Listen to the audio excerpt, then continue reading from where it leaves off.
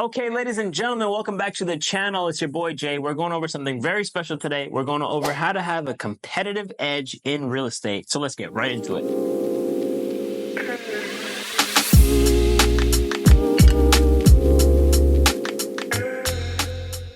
So the first topic I want to get into is connection. Now, what I mean by connection is connecting with people. Now, there are going to be a number of people that you meet in real estate that are going to help grow your career. And those people, very specifically on the investment side of it, are going to be sellers. They're going to be realtors. They're going to be real estate professionals of all kinds. Now, if you connect with these three people right here, you're going to be some of the most successful in investing simply because they're going to be the ones that directly affect how much money goes into your pocket. Now, one of the best ways to connect with people are real estate meetups. So if you go to real estate meetups, you're always going to want to make sure that you look for people that can contribute to the success of your business.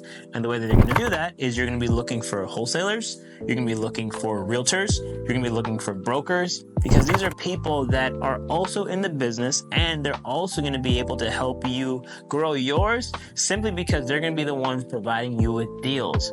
Now, you might be saying like, well, where do I go to find a real estate meetup group, or where do I go to find wholesalers?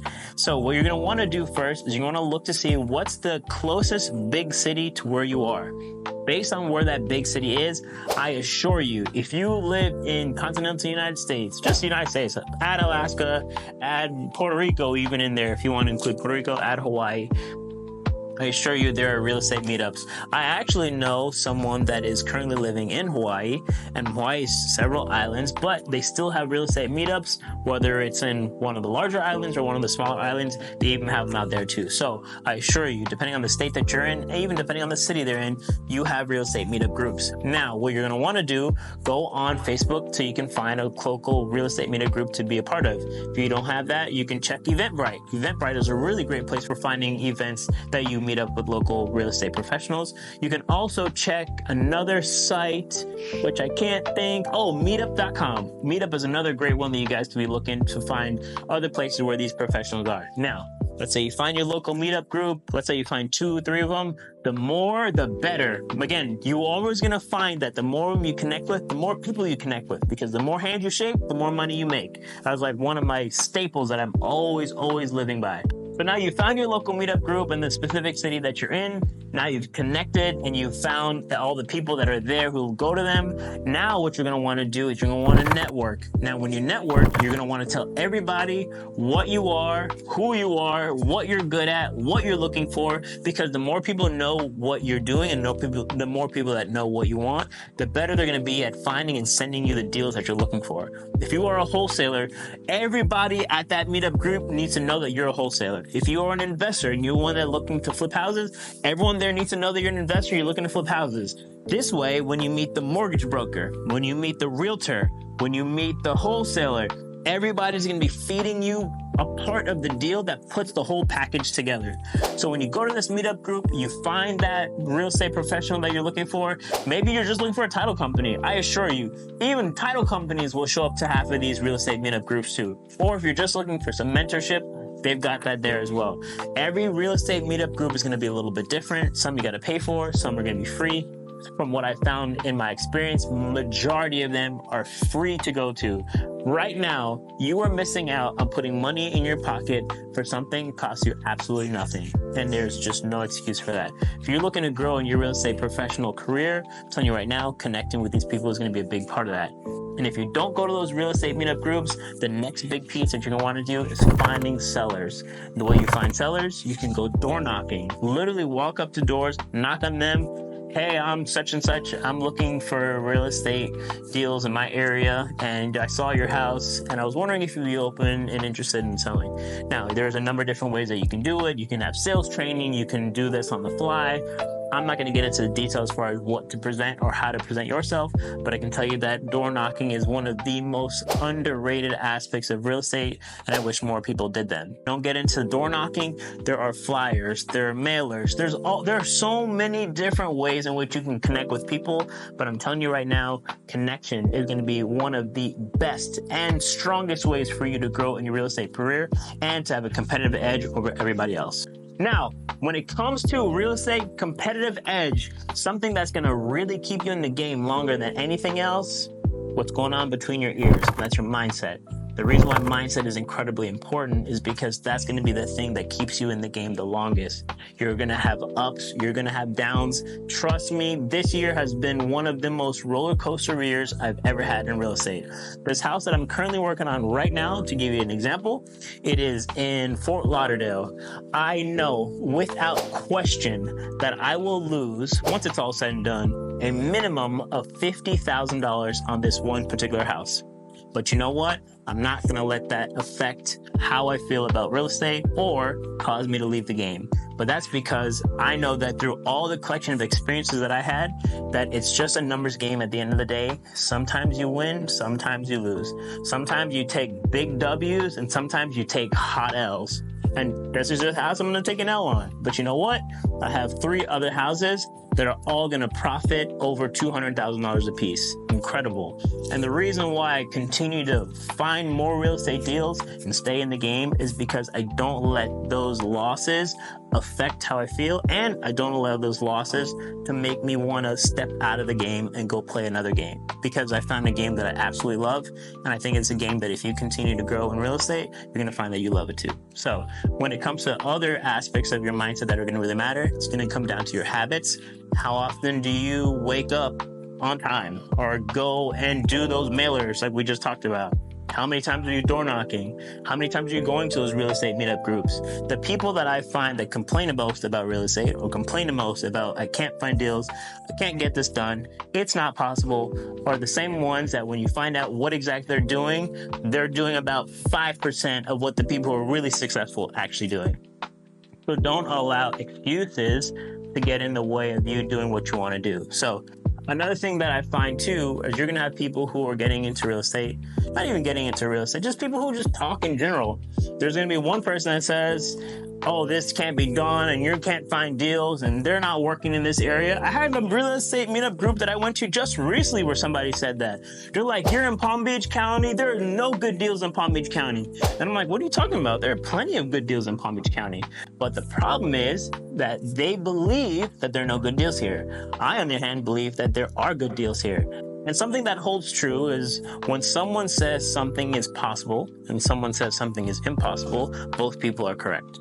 I don't like to take what someone tells me and use that as gospel. No, I'm going to go find out for myself. And something that I always remind myself is I can always be working harder. I could do more. I can search a different parameter. I can move around. I don't have to be locked into this one tunnel view and think that this is absolutely true. Because it's not. So what that mindset did for her, or what it didn't do for her, is it limited her from all of Palm Beach County. So there are no deals in Palm Beach County because of this person. And guess what happened now because of that? She now does not look in Palm Beach County at all. I, on the other hand, connected with a wholesaler who sent me 2 deals the same week that she said this same statement to me. Each one of those properties I'm going to be renovating. Once I finish renovating, I'm going to cash them out and I'm going to turn them into rentals. Each one of those rental properties is going to cash flow about $400 or $500 a month, which is a great deal. Now, if I had the same mindset that she had, I never would have connected with this person, or I never would have thought that there are any good deals here. So I wouldn't have asked them, hey, wholesaler, do you have some deals that you can send me? Hey, is there anything that's on the market right now that you're not moving that maybe I can buy off of you?